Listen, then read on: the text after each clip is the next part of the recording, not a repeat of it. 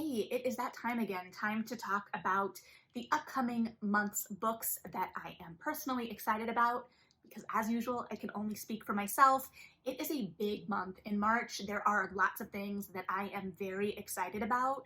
So that being said, I will surely forget something. So as usual, if there is something you're excited about that I didn't touch on here, please leave that below so that we can just all be excited about books together and try to have an idea of what to have on our radar. As usual, there's a lot. So I'm personally not going to be able to read all of these for sure in release month, but just things that I have my eye on that I may be interested in reading down the road. So we're starting out strong with the new Ve Schwab Gallant. So I believe this is going back to young adult because she does write across age demographics and genres to a certain extent, but there's always some kind of fantastical element to her writing, which I personally love and gravitate toward. And here we seem to be going back into the realm of alternate dimensions of a sort. And we are going through an alternate dimension, through a door, to a manor house. And this manor house is maybe a little bit decrepit.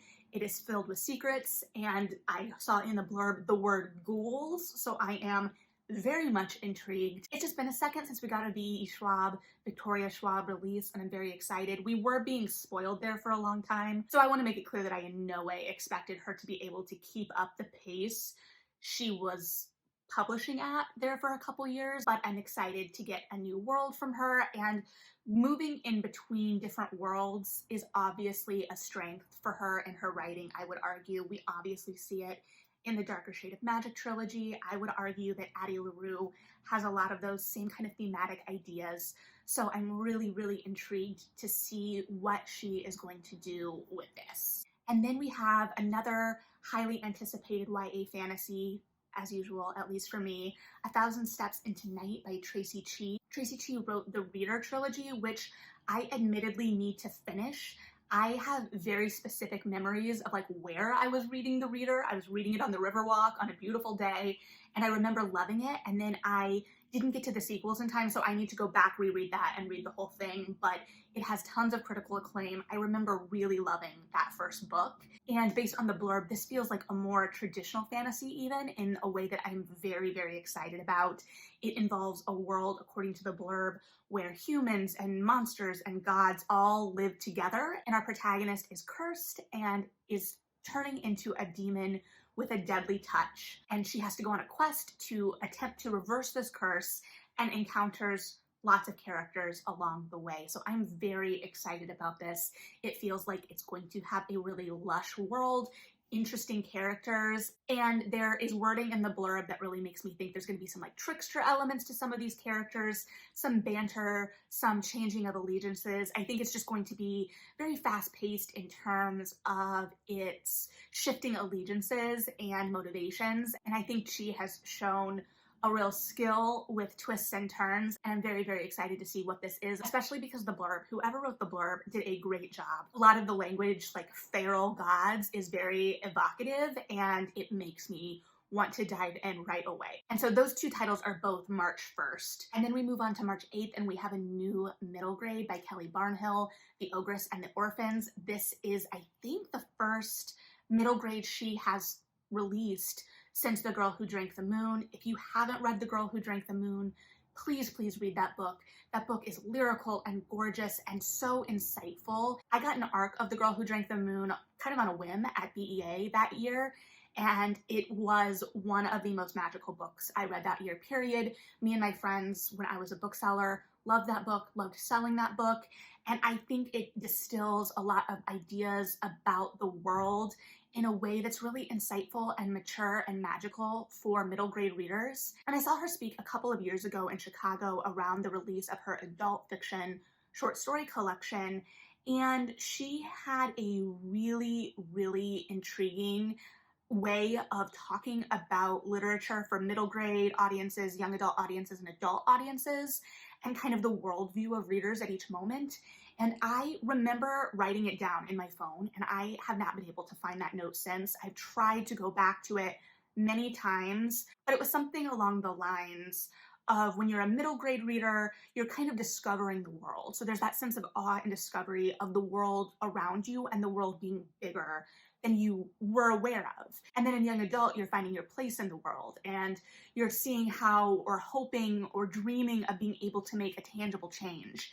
And I believe she talked about adult fiction. This is where I get the most hazy, as kind of a more reflective period, but that is the note that I've lost. So if you've heard Kelly Barnhill talk about that before and have a more succinct memory or can point to where that may be recorded somewhere, I would love to know because I loved that exploration. I'm very excited for this. Based on the blurb, it is exploring this idea of an enigmatic leader who purports to be fair and just and isn't, and this ogress and a bunch of orphans that kind of see through the glamour of that and to the reality. And I think that, like in Girl Who Drank the Moon, she's able to distill these ideas of humanity and justice and how we can kind of see things through different lenses and how the truth can be corrupted and twisted and ways to see through that. I don't have all the words for it right now, and hopefully I will be talking about this book further, but there is a lot of truth and humanity and compassion, I would argue, in her writing, and I'm very excited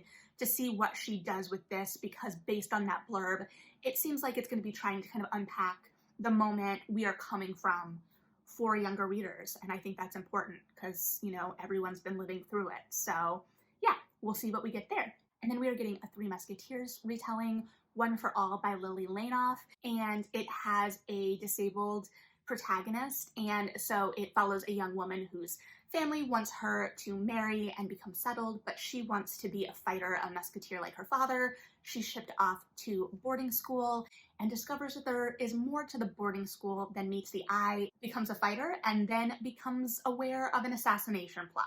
So I'm very excited about this, especially because I think I've only read one of the Musketeer books, but it had a lot more humor in it than I remember expecting when I went in. So I'm hoping to see that in here as well, but it will surely have intrigue and swordplay and a strong female character at its center. So very excited to see what we get here. And then we have A Far Wilder Magic by Allison Saft. This is a perfect example of a good cover being able to sell me on a book in some ways. I didn't really know anything about this book. I think I saw the cover on Twitter and I was like, what is that? And it is probably unsurprising based on that cover, a fantasy, and we're in a world where the last magical creature has been spotted, which sets off the Half Moon Hunt. I don't know what form this is going to take yet, but obviously that immediately makes me think of the Wild Hunt and that kind of fae realm of the hunt. And we've seen that play out in young adult. We've seen it in one of the Cassie Clare, I think the LA series. I think I was first introduced to it in the Melissa Marr books back in the day, and it has come up in different iterations, especially in fiction that deal with the fae, whether young adult or not. So I'm interested to see if it's going to be pulling on that kind of tradition or something else. I believe there is a character that is an alchemist, so I'm interested to see how active magic is in this world, if it's more central, if it's something that's a little bit more suppressed, I don't know, but it does promise to have a romance at its center, and based on the cover, I'm anticipating a very lyrical prose. We'll see if that's what it actually is, and that I think may lead to interesting discussions on how covers can set expectations as a reader. Based on this cover, I'm very intrigued in the tone and spirit of this book, and I think it's going to feel a little bit more fairy tale-esque. But moving right along to March 15th, we have The Cartographers by Pang Shepard. I read the Book of M, which came out in like 2018, I believe, and man, time continues to pass, as I say, I think every time I sit down. But that year, there were like two big kind of pandemic novels, and it was The Book of M and Severance. And while both were kind of odd in different ways, The Book of M was much more fantastical and weird, and I really enjoyed it. So I am hoping for a similar level of fantastical and weird to develop over the course of this narrative. It follows, I believe, a woman whose father was a really renowned cartographer. They had like a falling out over a map, bad enough that he fired her and kind of ruined her career. So that's intriguing. And he is found dead, and there is a map, and it turns out this map is very rare, and she ends up having the last copy because someone is hunting down copies of this map, and so that puts her on a collision course with some danger and intrigue. So I am very interested to see what this is going to do. I believe I saw people post this in Book of the Month spoilers. Again, I don't get Book of the Month, so I just kind of see tangential spoilers for mostly people when they post on Litsy is where I see it the most. But I was excited to see that support behind this book because I'm very intrigued by it and excited about it, and so I'm sure it will lead to some really interesting conversations. And again, I'm hoping it just kind of touches on the adventurous and the weird. And then we're moving, is this my first romance of the month? Wow, maybe. So I guess my first romance of the month is Dating Dr. Dill by Nisha Sharma. I've read a couple of her books, both adult and young adult, and so I'm very excited about this one. It's pitched as a kind of loosely inspired by Taming of the Shrew, and that tells me that we're gonna have a really spunky, outspoken heroine, which I'm excited about. I've seen her talking about the book on TikTok and indicate that Taylor Swift somehow plays a pretty central role in the book. Somehow there's at least a playlist in the back. So I'm interested to see what form that takes in the book itself. But ultimately, we're going to have two really strong characters with different worldviews and ideas about love coming head to head and finding love. And I'm very excited about that because of that Taming of the Shrew inspiration. And I say inspiration because I've seen her articulate that it is inspired, it is not a retelling. And there is a certain level of expectation, I think, when you bill it as a retelling. And I believe there was a review that then went in with the expectation that this was supposed to be a retelling and reviewed it as if it was a failed retelling when that wasn't necessarily the goal of the book, which is a whole nother conversation, but setting expectations. And so where was I going with this? I'm just expecting a level of banter there because of that inspiration, and I think that it's going to be a lot of fun. The next book, I don't know if it's necessarily a romance, but I'm not going to lie, the romantic indicators on the blurb are part of what first drew me to the book, and that is When We Were Birds by Ayanna Lloyd Banwo. This looks magical, and like magical literally and figuratively. I believe one of our leads is kind of charged with helping spirits after death, and there's so much lyrical opportunity in the idea of helping souls pass after death, which I believe is this character's responsibility. And then the blurb says our other character grew up as a devout Rastafarian, and I will admit that I know very little about the religious side of that, but based on his religion, did not interact with death. So you've got someone that is very attuned and lives with death on the day-to-day, and someone who hasn't really interacted with death at all. And according to the blurb, they meet in the cemetery, and I am just so intrigued by this book. It looks and sounds like, based on the blurb, like it's going to have magic and romance, but also these kind of bigger ideas about fate and life and death, and I think that it just sounds amazing, and I'm very excited for it. So we'll see what we get here, but the end of the blurb says, When We Were Birds is a spellbinding novel about inheritance, loss, and love's seismic power to heal. So excited. And then we'll just stick in the romance vein. We're going to go back to a more traditional romance, The League of the Gentlewomen Witches by India Holton. I have not read the first book in this series yet, although it is on my list. And so I can't speak to the series or the author super specifically, but it does appear to be a historical and to actually have witches in it. So I'm excited to see a kind of paranormal magical romance in the historical setting.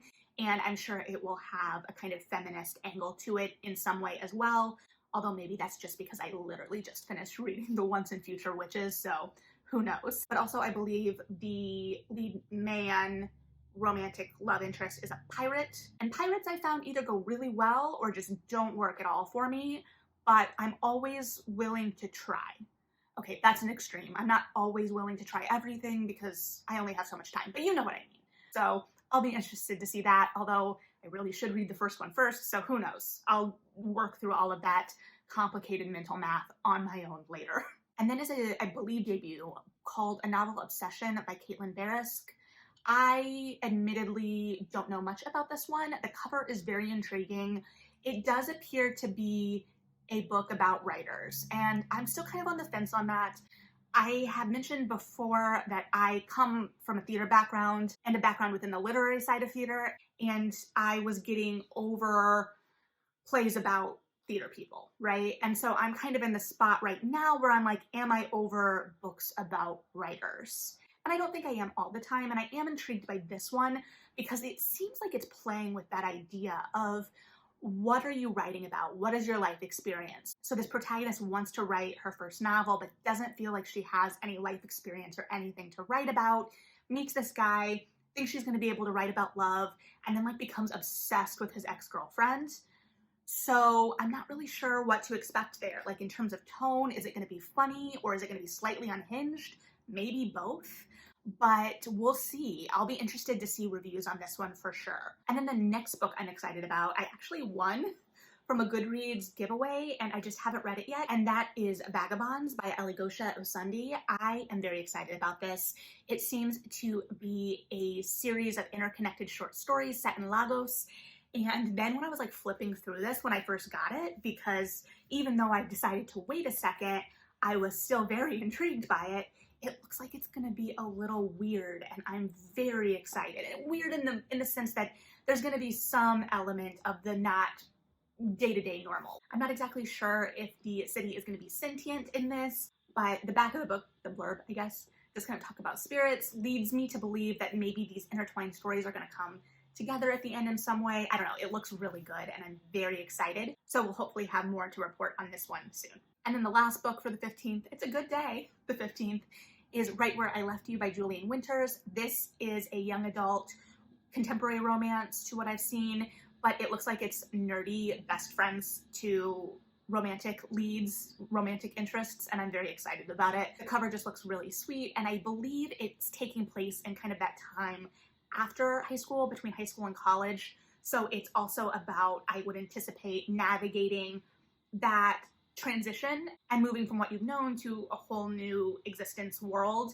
and what you want to take with you into what you're becoming. I don't know, but it looks really sweet and I'm very excited for it. So then moving on to March 22nd, the first book I've got my eye on is The City of Dusk by Tara Sim. This feels like it's going to be a more high fantasy entry into her canon.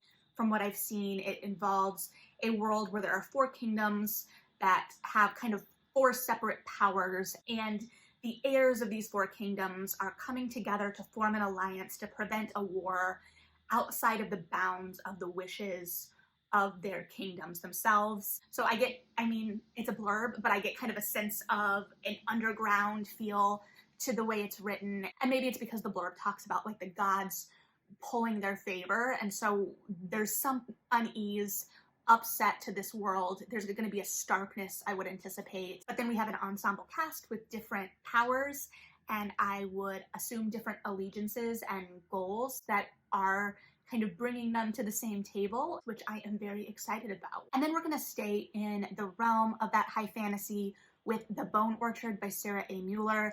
This involves necromancy and intrigue and murder. Our protagonist, who I believe is named Charm, based on the blurb, is a mistress to the Emperor, and then the Emperor is poisoned. And he charges Charm with finding which of his sons is his murderer, and thus basically choosing which of his sons will inherit his kingdom. And if she does this, she earns her freedom. But it's never that simple, surely. And the blurb talks about the ghosts of her past, which, as the word necromancer is also used in the blurb, I am very intrigued by, because they could be very, very literal ghosts, tangible, interacting with the world kind of ghosts. So we'll see. And then to move kind of outside the high fantasy of it all, I have my eye on Savvy Sheldon Feels Good as Hell by Taj McCoy. This is romance or billed as a rom-com, but I had my suspicions based on the blurb that it's going to focus more on Savvy and kind of her personal development, because it talks about the book kind of opening up on a bad breakup and her deciding she needs to focus on herself. And there is a romance that kind of develops along the way with a guy that she mistakenly judges early on, presumably. I mean, I don't know. It's based on the blurb. And so I anticipate all of that being at play, obviously, but the blurb did lead me to believe that it might focus on her a lot more than the relationship, which is great. It's just about what to expect going in. So I read a review by a romance reviewer I really respect personally, and she kind of confirmed that instinct that I had just based on the blurb, that it is much more focused on Savvy than the romance, which means I can go in knowing what to kind of expect so I can judge it on its merits. But I do think that the kind of trend right now to shoehorn what used to be women's fiction, which I don't think is a great distinguisher either, so there's no real good way to do this, I don't think, that I have an answer to at this moment. But to kind of shoo it into the rom-com area, I don't know. I don't know that it's serving the books or the readers, because then you're setting very different expectations for the readers, and it's not the book's fault that those are the expectations that are set. So that's a longer conversation. We might have that another day, but I'm excited about this one. It looks like a lot of fun. And that'll bring us around to the end of the month, March 29th. The first book I have my eye on is Out There by Kate Folk. This is a collection of short stories, and I know absolutely nothing about it other than it promises to be weird. That's all I need to know. So if you also like weird short stories, this one promises to be weird. And then we have So This Is Ever After by F.T. Lukens. Now, I know that I read In Deeper Waters last month and didn't love it, but I'm still really intrigued by this author and the world created. The cover is gorgeous, and the blurb sounds really intriguing. It seems to be a spin on a more classic fairy tale setup. The hero saves the kingdom from an evil ruler, but then apparently has to get married to stay alive. So there are definitely some different ways it could go, and I'm interested to see what it ends up being. And then to finish us off for the month is Wild and Wicked Things by Francesca May. I know nothing about this author, but this book looks like it's going to be kind of like a magical Gatsby-esque type thing. It talks about glamour and these extravagant parties on this island. I don't know if there's potentially like a Shakespeare retelling element there. Not sure. And it seems like the witchcraft in this is like an undercurrent, kind of a secret. And the blurb mentions dark magic, romance, and murder. So definitely something that I've got my eye on, and seems like it's going to kind of play on that extravagance and the cost of that extravagance, which I think we have seen in some other narratives as well. So very excited to see how this one handles it and what we get. But that's March. Like I said, there's a lot, which is both good and bad. Good because there's a lot of good books, bad because there's only so much time in the day. So are you excited about any of these? What have I missed? I know especially I haven't had my eye personally on thrillers as much recently, so I'm sure there are some thriller releases I'm missing. So hopefully you have something else to add to your list as well. But thanks again for hanging out. Read something good, like and subscribe if you feel like it, and yeah, bye.